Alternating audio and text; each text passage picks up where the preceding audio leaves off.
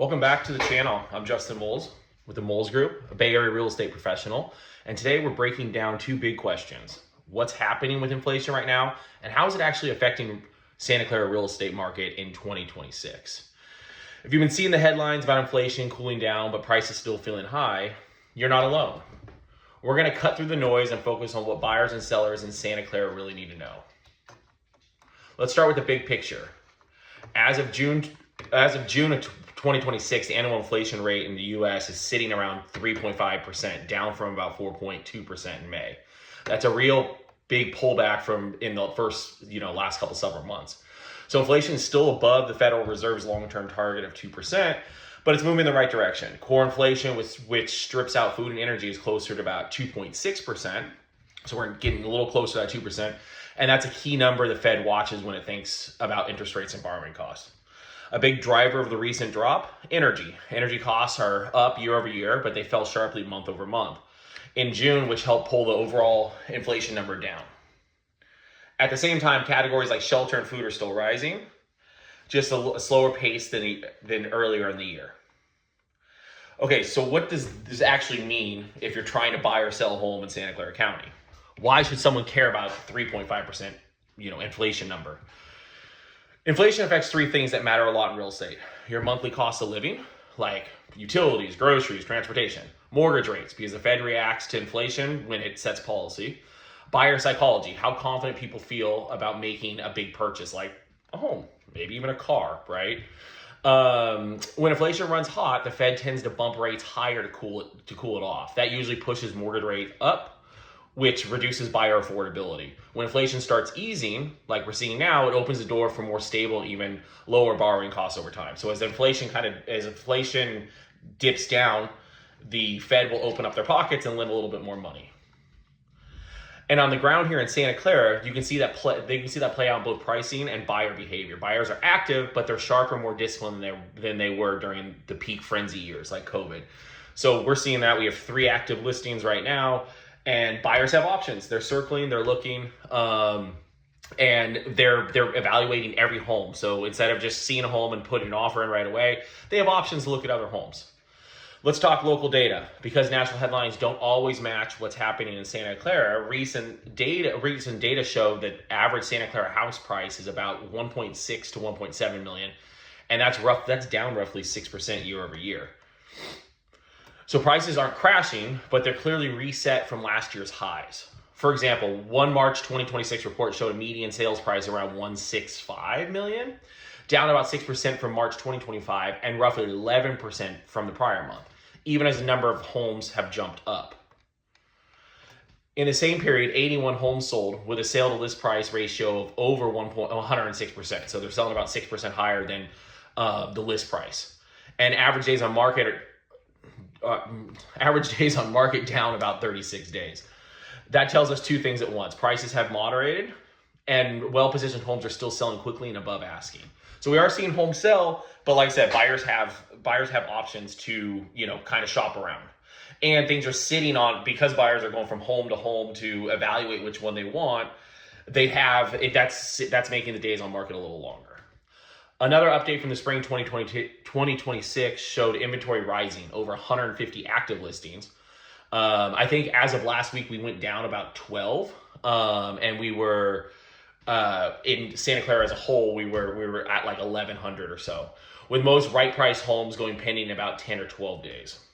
Buyers haven't left. They're just becoming more picky and data driven, as we discussed earlier. How does the cooling but still elevated inflation environment actually show up inside Santa Clara open houses, offers, and negotiations? First, with inflation easing and the Fed more cautiously optimistic, buyers aren't as terrified of future payment shocks as they were when rates were jumping quickly. Take, for example, 2022, right when rates went from 3% and then suddenly it was 6%, so you're doubling your mortgage. People stopped moving, people stopped buying. They're still sensitive to monthly payments, but they're willing to engage if the numbers truly make sense. And we're seeing that with our buyers. I mean, right now I'm seeing, buyers have more with our buyers. if they're very motivated, they're able to, they're moving forward very quickly because they have options, right? And the sellers are, so you're kind of seeing that go from a seller's market to slowly kind of being moderate to an even market.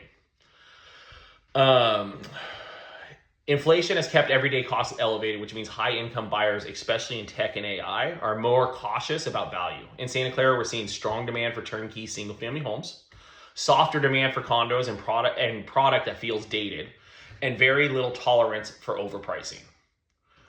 One local market update describes Santa Clara as a high demand market, but only for homes that actually make sense. If in the inflation impacted environment, buyers are looking harder at total cost of ownership, HOAs, that's a huge issue right now. Condos are a huge issue because, as I think I did a video a few months back, HOA prices have gone, they've increased about 30%.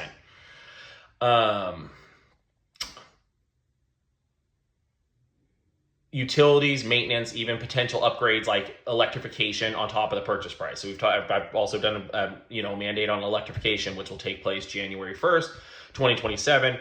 If your water heater goes out, you're gonna have to have an electric water heater going forward. Okay, and that's gonna cost a significant amount of cash. Not the electric water heater, but if you need to get a line. So most of these houses in Santa Clara County, these developments were built in the 60s. So they're based off 100 amps. And so 125 amps. So to get PG&E right now, when you want to get up to a 200 amp, it's usually about an 18-month waiting period. Now, not to mention, what if you need to drill into the ground and pull a line from the street, right? So all that's going to be up to the cost of the homeowner, and that could cost significant. And that's what, I don't think our politicians really understand is the cost it could bear on the homeowner. That's still being debated in the House, if that's actually going to pass, but there's 9 counties that are mandated for the electrification. And for the combination of slightly lower prices with steady demand and multiple offer situations on the best inventory lineups with the idea of a reset, not a collapse. Inflation has nudged rates higher over the past couple of years, but now that's easing. We're seeing the market find a new equilibrium. Fewer extreme bidding wars, more realistic list price, and a strong activity where the value is clear. If I'm a buyer in Santa Clara right now, watching inflation cool, but still hearing about rates in the mid to single digit range. So we right before the Iran war, we started dipping in the 5s. Now we're back up to the 6s. So what would my strategy be? Lock in value, not just price. Focus on homes with solid fundamentals, location, condition, layout, because those carry well through different economic cycles. Use data to negotiate. With median prices down from last year, but homes still selling above list when they're priced right, you need to know which homes are truly overpriced versus fairly priced homes in today's market. Think in, your monthly payments. In an inflation-affected world, your comfort with the monthly number matters more than chasing absolute lowest rates. Build scenarios with your lender and understand your walkaway payment. And because inventory has increased, you often have options. If a home doesn't pencil out once, you factor in your full budget, mortgage. A lot of people don't do PIMI, your taxes and mortgage insurance, utilities. You can move on and find something that fits instead of stretching just to win. Now, what about sellers? And this is what we're running into right now, because like I said, we do have 3 active listings. Our sellers are motivated. Sometimes they seem a little bit anxious, maybe a little frustrated, just kind of on, the time it's taking, the days on market for these homes to sell. If someone owns in Santa Clara and keeps hearing prices are down, inflation's still high, it can feel very confusing. What's the play? Price to today's reality. The data shows prices are off the peak, but buyers will still bid aggressively on homes that are aligned with current comps and presented well. So the homes that are redone, that are thoughtfully taken care of, that are updated are the ones that are selling. Overpricing is punished faster than buyers that are more analytical. Lean into presentation.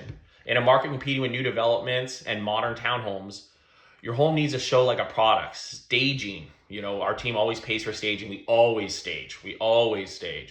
Repairs, we always recommend certain repairs. If we do the property inspection and there's a leak, we will, even though the property inspection has come out, we'll redact the property inspection because we'll have someone come in and fix the leak. Strong marketing, we do a lot of social media. We do the best flyers. We do twilight tours. We do door knocking. We're trying to market the property as much as possible to get it out into the open market. So all eyes, the more buyers that are on the property, that are seeing the property, that demand drives up pricing. Demand that drives up people coming and maybe making an offer and making competing offers, helping the seller drive that price up. Understand your buyer profile. High income buyers in tech and AI are active. We know there's 3.7 trillion with open AI, SpaceX. With those IPOs coming out, the AI tech execs are very active, but they're cautious. They're numbers driven. Be ready to justify your price in that market with clear data and a compelling story. In other words, inflation hasn't killed demand. It just raised the bar for what buyers will pay for a premium. If your home makes sense on paper and in person, the market is still there. To wrap up, inflation is cooling from recent highs, but still elevated, right? We're still above that goal of 2%. Although it's very rare we get there. The only time we really got there was when the par was at 0% and we could run inflation at 2% during COVID. And the Santa Clara market has shifted from a runway seller's market to a more balanced, what we just discussed, data-driven environment. So we've gone from that seller's market to kind of, buyers have options. Buyers are getting into contract if they're, if they're motivated, and we're seeing that kind of balance out. Prices have reset from last year, yet demand remains strong for well-priced, well-presented homes.